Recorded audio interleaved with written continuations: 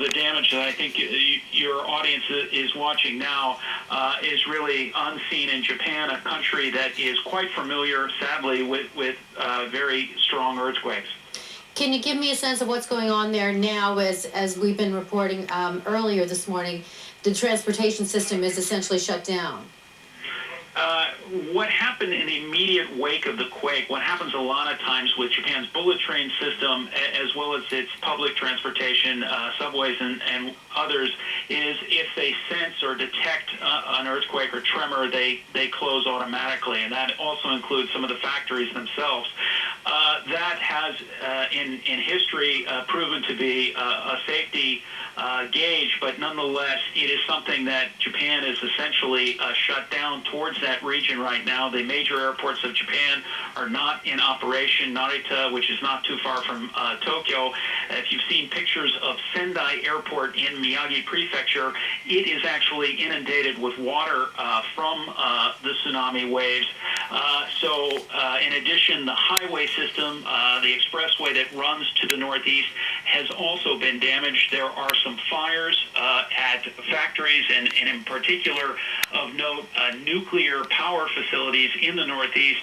That has caught everyone's attention. The government has said that there has been no radiation leaks or problems, but if we go back to 2007, where there was an earthquake that struck the the Sea of Japan side in Niigata Prefecture, that also had a very profound impact on a nuclear plant there, and so this is being closely watched. We are also we had some conflicting reports, as you have received as well, regarding those nuclear facilities, cooling system troubles, that kind of thing. As you mentioned, the government has said that there hasn't been any leaks, but there would be a process because of the seismological activity in Japan for the shutdown of those facilities, right?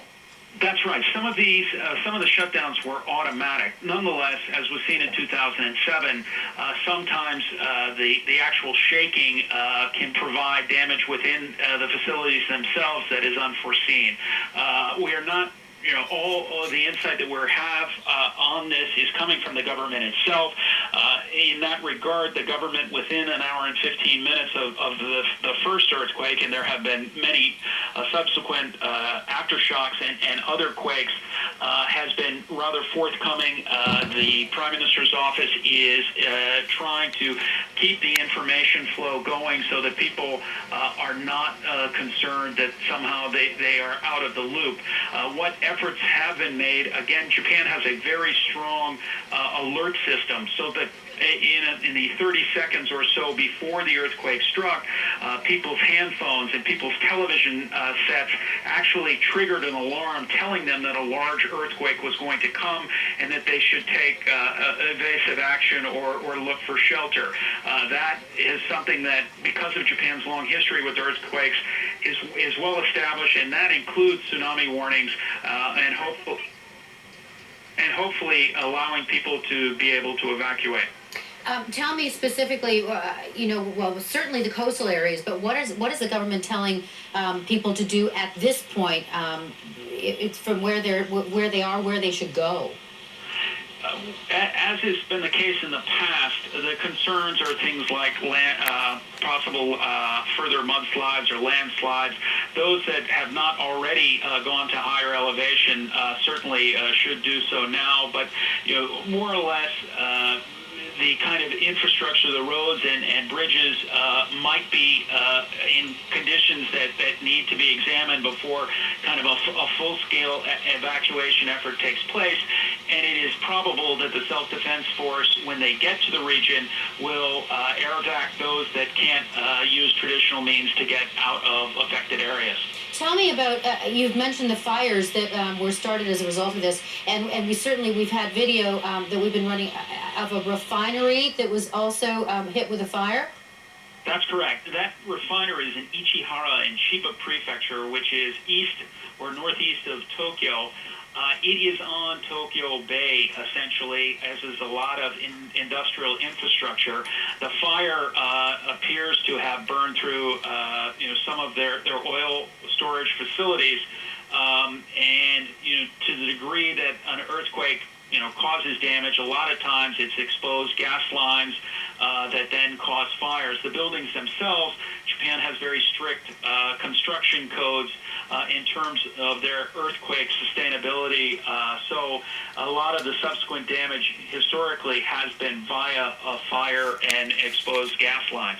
As we get a sense of the geography there, Dan, can you tell us about because we're hearing about prefecture. Sure.